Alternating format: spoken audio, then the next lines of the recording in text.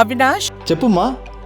దగ్గరలో ఉన్న మెడ్ప్లస్ కు వెళ్ళి మెడ్ప్లస్ బ్రాండ్ మెడిసిన్స్ అని అడిగి కొనుక్కునరా. అక్కడ 50 to 80% తగ్గింపుకు వస్తుంది. మీరు తీసుకునే అదే మందులు, అదే నాణ్యమైన మందులు, కానీ సగం ధరకే. ఏపీలో బాబు చేస్తున్న రాజకీయం చూసి వైసీపీ కంగు తింటోందట. శాసనసభలో ఒకలాంటి వ్యూహం, మండలిలో మరో వ్యూహంతో వైసీపీ నోరు మూయించేస్తున్నారట. ఇంతకు చంద్రబాబు చేస్తున్న రాజకీయం ఏంటి? సంఖ్యాబలం లేకపోయినా మండలిలో ఎలా పైచేయి సాధిస్తున్నారు?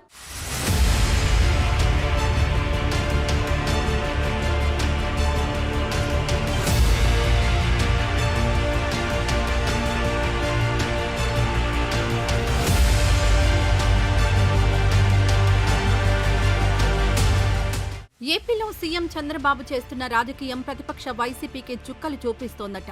వైఎస్ జగన్ వేస్తున్న ఎత్తులకు చంద్రబాబు తన మార్క్ పై ఎత్తులు వేస్తూ వైసీపీని ఇరుకున పెడుతున్నారు. శాసనసభలో సంఖ్యాబలం లేకపోవడంతో మాకు మైక్ ఇవ్వట్లేదు, ప్రతిపక్ష హోదా ఇవ్వట్లేదనే సాకులు చూపి వైఎస్ జగన్ శాసనసభను బాయ్కాట్ చేశారు. దీంతో అసెంబ్లీలో కూటమి పార్టీలదే హవాగా మారిపోయింది. అధికార పక్షాన్ని ప్రశ్నించే ఎమ్మెల్యేనే అసెంబ్లీలో కరువయ్యారు. దీంతో కూటమి పార్టీలదే ఆడింది ఆటగా మారిపోయింది. అయితే శాసన మండలిలో మాత్రం వైసీపీ ఎమ్మెల్సీల సంఖ్యాబలం ఎక్కువ. మండలిలో మొత్తం 58 మంది సభ్యులుంటే అందులో వైసీపీకి 39 మంది ఎమ్మెల్సీలున్నారు. టీడీపీ జనసేన కూటమికి కేవలం 10 మంది మాత్రమే సభ్యులున్నారు. ఇక మిగిలిన వారు ఇండిపెండెంట్లు, పీడీఎఫ్ సభ్యులు. దీంతో మండలిలో వైసీపీదే పైచేయి అవుతుందని వైసీపీ భావించింది.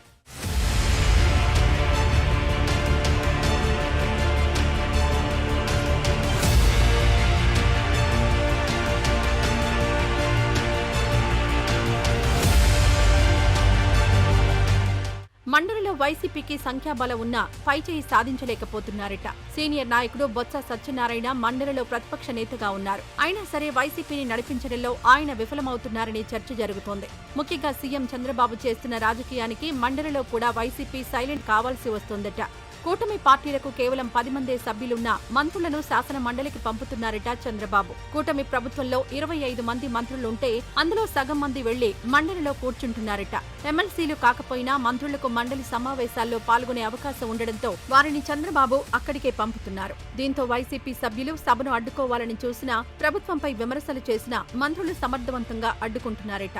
వైసీపీకి సంఖ్యాబలం ఉన్నా మంత్రుల కారణంగా శాసన మండలిలో కూడా కూటమిదే పైచేయి అవుతూ ఉండడం ఇప్పుడు వైఎస్ జగన్ కు ఇబ్బందిగా మారిందనే చర్చ జరుగుతోంది.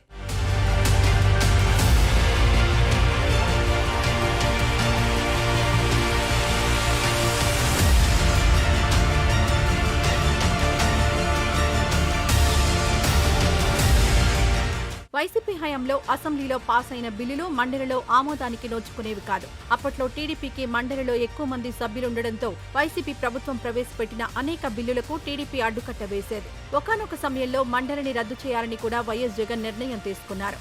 అయితే రాను రాను వైసీపీ బలం పెరగడంతో రద్దు నిర్ణయాన్ని పక్కన పెట్టారు. ఆనాడు టీడీపీ అనుసరించిన వ్యూహాన్ని వైసీపీ కూడా అనుసరించాలని వైఎస్ జగన్ భావించారు. సంఖ్యాబలం ఎక్కువగా ఉండడంతో వైసీపీ సభ్యులతో బిల్లులను ఆపించాలని భావించారట. తమ పార్టీ ఎమ్మెల్సీలకు ఈ మేరకు పలు సూచనలు కూడా చేశారట. ఎక్కువ సంఖ్య ఉండడం వల్లే శాసన మండలిని వైసీపీ బాయ్కాట్ చేయలేదని కూడా తెలుస్తోంది. అయితే వైసీపీ ఎమ్మెల్సీలు మాత్రం ప్రభుత్వం ప్రవేశపెడుతున్న బిల్లులను అడ్డుకోలేకపోతుందనే వార్తలొస్తున్నాయి. ఈ విషయంలో వైఎస్ జగన్ అసహనంతో ఉన్నారట.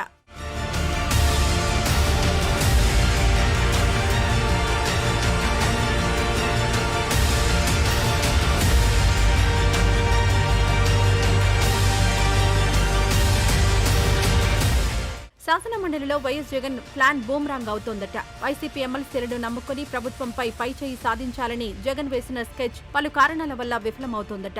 చంద్రబాబు తన మంత్రులను శాసన మండలికి పంపి వైసీపీ ఎమ్మెల్సీలను సమర్థవంతంగా అడ్డుకుంటున్నారు. మరోవైపు వైసీపీ ఎమ్మెల్సీలు కూడా వైఎస్ జగన్ సూచనలను పెద్దగా పట్టించుకోవడం లేదంట.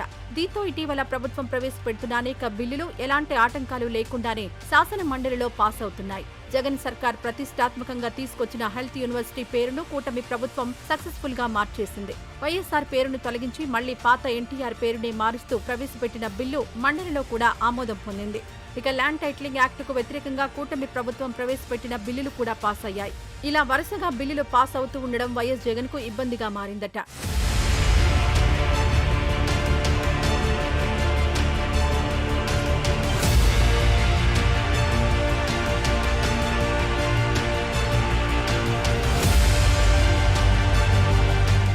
సంఖ్యాబలంతో మండలిలో బిల్లులకు అడ్డుకట్ట వేసి ప్రభుత్వాన్ని ఇబ్బంది పెడదామనుకున్న వైసీపీ అధినేత వైఎస్ జగన్ వ్యూహం బెడిసికొట్టడంతో ఆయన పునరాలోచనలో పడ్డారట. వైసీపీ ఎమ్మెల్సీలు కావాలనే బిల్లులకు అనుకూలంగా వ్యవహరిస్తున్నారని ఆయన భావిస్తున్నారట. ప్రభుత్వం బిల్లులు ప్రవేశపెట్టే సమయంలో వైసీపీ ఎమ్మెల్సీలు సభలో లేకపోవడమో, ఉన్నా సరే అనుకూలంగా ఓటేయడమో చేస్తున్నారట. కూటమి ప్రభుత్వంతో అనవసరంగా గొడవలు ఎందుకనే కారణంతోనే వైసీపీ ఎమ్మెల్సీలు అలా వ్యవహరిస్తున్నారనే టాక్ వినిపిస్తోంది. ఇవన్నీ గమనిస్తున్న వైఎస్ జగన్ మండలిని కూడా బాయ్కాట్ చేయాలనే ఆలోచన చేస్తున్నట్టు చర్చ జరుగుతోంది. భవిష్యత్తులో ఎవరైనా ప్రశ్నిస్తే తాము లేకుండానే బిల్లులు పాస్ చేయించుకున్నారని చెప్పవచ్చని జగన్ అనుకుంటున్నారట.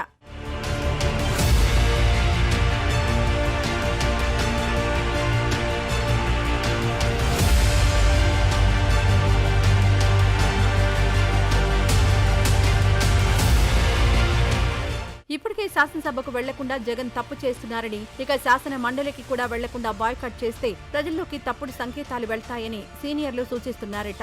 బాయ్కాట్ నిర్ణయం సరైంది కాదని, అవసరమైతే శాసనసభకు కూడా వెళ్దామని చెప్తున్నారట. అయితే జగన్ మాత్రం బాయ్కాట్ చేయడానికే మొగ్గు చూపుతున్నట్లు తెలిసింది. మరి వైసీపీ ఇలా శాసనసభ, శాసన మండలిని బాయ్కాట్ చేసి ఏం సాధించాలనుకుంటుందో వేచి చూడాలి.